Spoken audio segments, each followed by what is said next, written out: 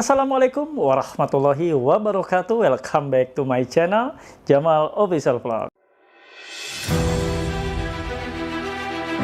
Jangan pernah takut oleh ancaman dan teror dari DC pinjaman online.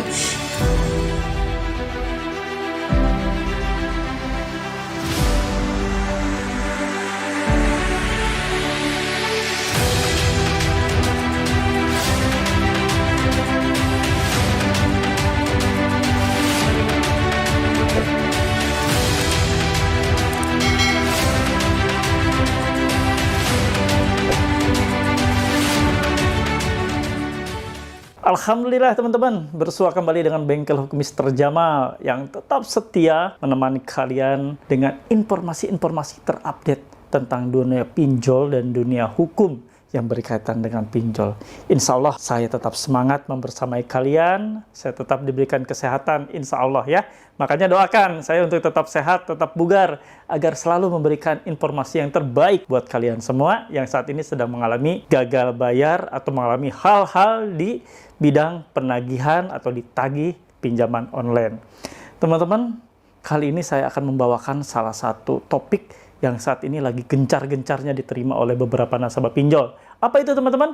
Yaitu tentang somasi. Kalian diberikan somasi, dikirimkan somasi via email, via WA. Nah, ini yang akan saya bahas adalah email yang berisi somasi dari yang mengaku pihak legal atau pihak kuasa hukum dari pinjaman online. Ya, sebelumnya teman-teman, seperti biasa, beri saya semangat yang lebih semangat lagi dengan cara di subscribe channel Jamal Official Vlog, lalu diaktifkan loncengnya. Kenapa teman-teman harus diaktifkan loncengnya?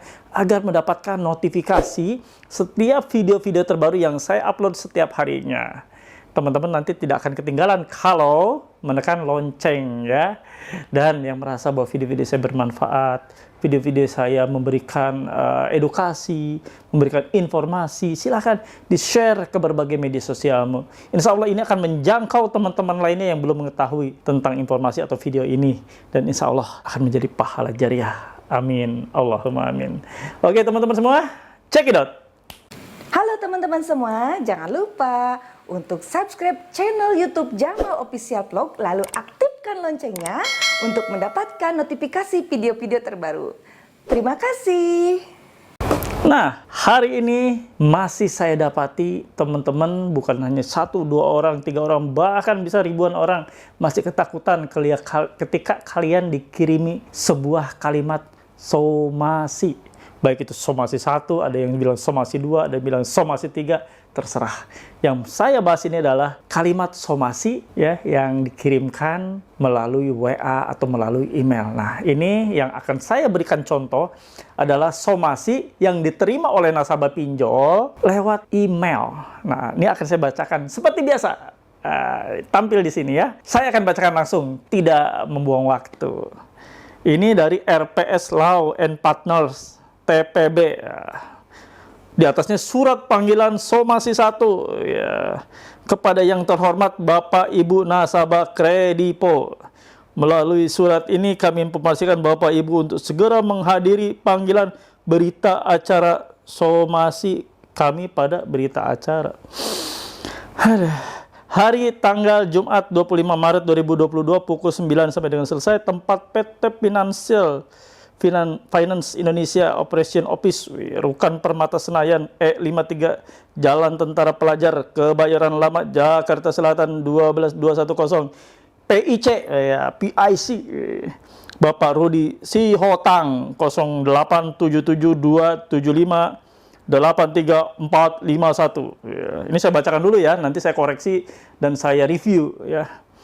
Dengan ini kami sampaikan untuk menghadiri panggilan sesuai dengan waktu yang sudah ditetapkan untuk menyelesaikan tagihan dan membayar denda invoice. Panggilan ini wajib dihadiri, maka apabila tidak, kami akan alihkan perkara ini dengan pidana, menjadi pidana dengan pasal 372 KUHP berbunyi, barang siapa dengan sengaja memiliki dengan melawan hak suatu barang yang sama sekali atau sebagiannya termasuk kepunyaan orang lain dan barang itu adalah tangannya bukan karena kejahatan, hukum karena penggelapan. dengan hukuman penjara paling lama 4 tahun atau denda paling banyak Rp900. Demikian panggilan berita acara somasi ini disampaikan. Atas kerjasamanya kami ucapkan terima kasih. Saya mau review ya. Ya, sebentar, sabar ya. Ini somasi. Pasti pertanyaannya, Pak ini benar nggak nih somasi Pak? Ini di atasnya Pak ada tulisannya somasi panggilan 1, surat panggilan somasi 1.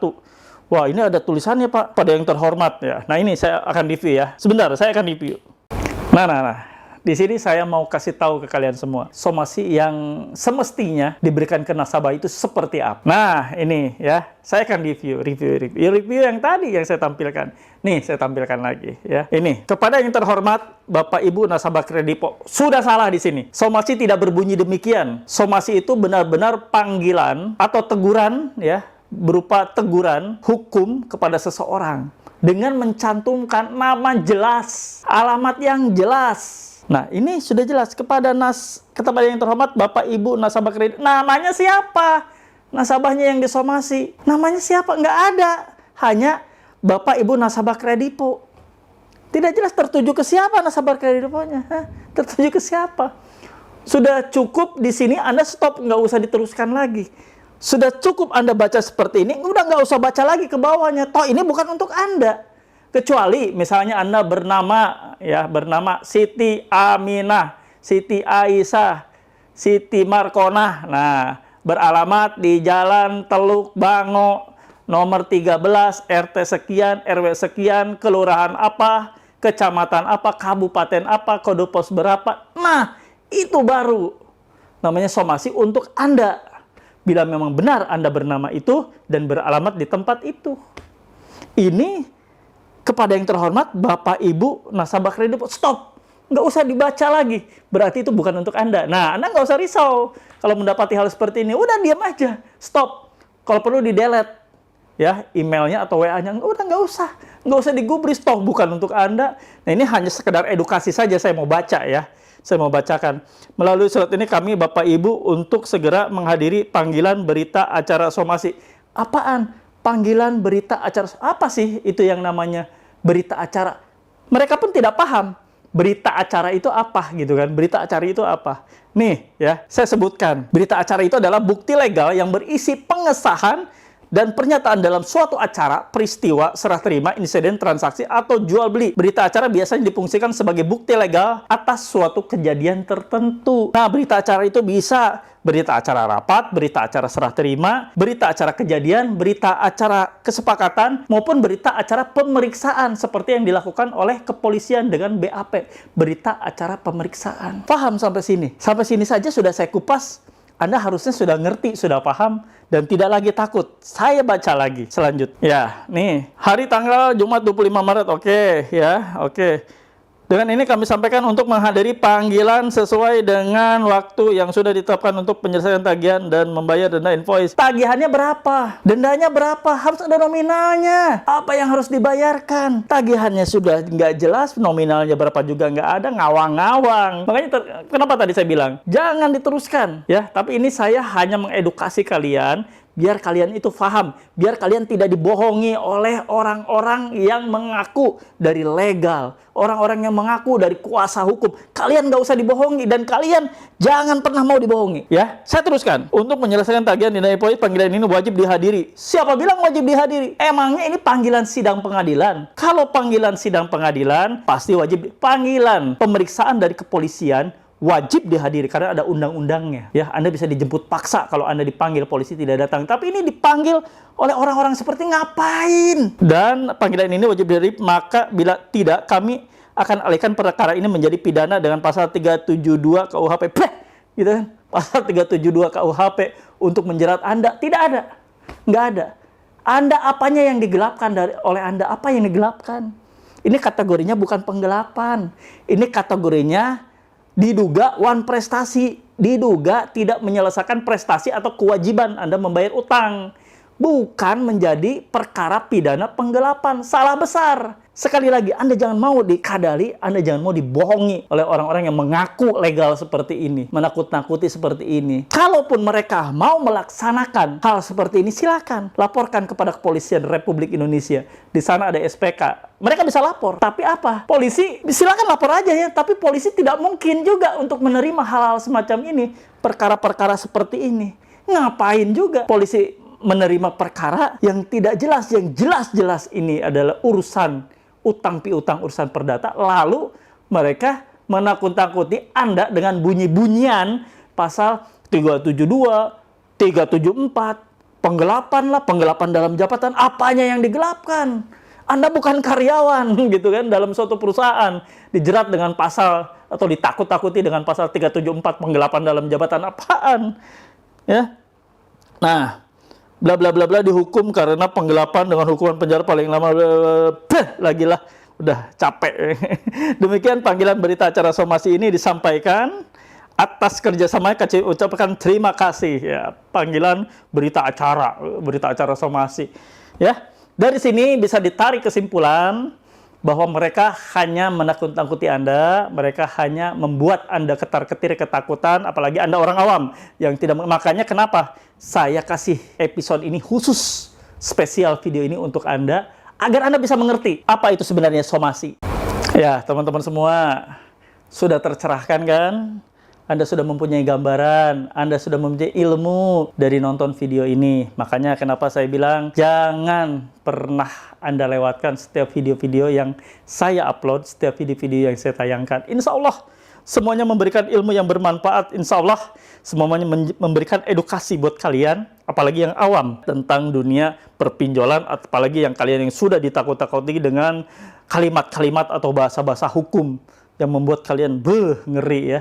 Kalau saya nggak ada ngerinya. Seperti itu ya. Sampai kapanpun saya bisa perang dengan DC ya. Sampai kapanpun kalau DC menakut-nakuti Anda dengan kalimat-kalimat dan bahasa-bahasa hukum, urusannya lain. Anda harus nonton video saya. Insya Allah Anda terselamatkan dari kebodohan-kebodohan yang diciptakan oleh para DC ataupun yang mengaku dari kuasa hukum sebuah pinjol atau agensi. Ya teman-teman semua, terima kasih untuk para subscriber saya dimanapun berada. Terima kasih. Semoga kalian semua dimudahkan dalam pekerjaan maupun dalam usaha kalian. Yuk teman-teman semua, saya tak jemu-jemunya mengajak teman-teman untuk hijrah dari dunia pinjol, untuk menyudahi hutang pihutang pinjol.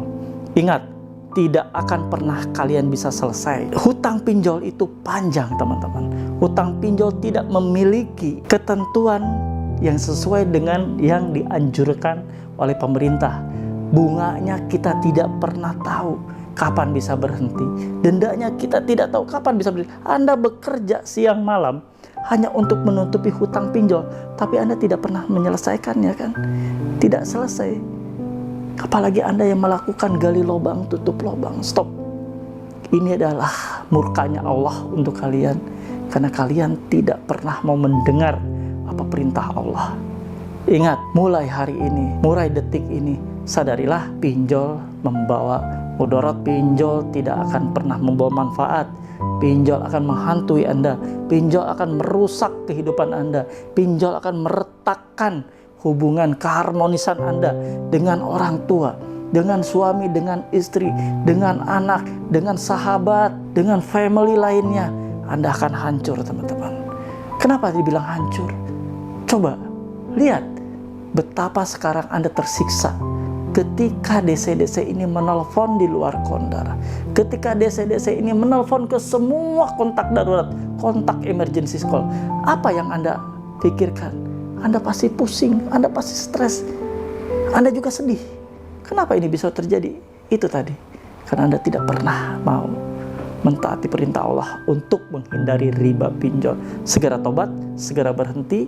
Jadikan ini pelajaran berarti buat hidup Anda, bahwa Anda sudah tergelincir masuk ke lembah pinjol, lembah yang nista ini. Segera bangkit, segera kembali untuk berusaha secara normal seperti dahulu tanpa adanya pinjol. Kenyangkan anak istri Anda, kenyangkan dengan rezeki yang halal, kenyangkan usaha-usaha Anda dengan rezeki yang halal. Jalankan roda perekonomian Anda dengan rezeki yang halal. Insya Allah keberkahan akan selalu menghampiri kalian semua. Insya Allah, Allah akan permudah semua titik-titik usaha dan pekerjaan Anda.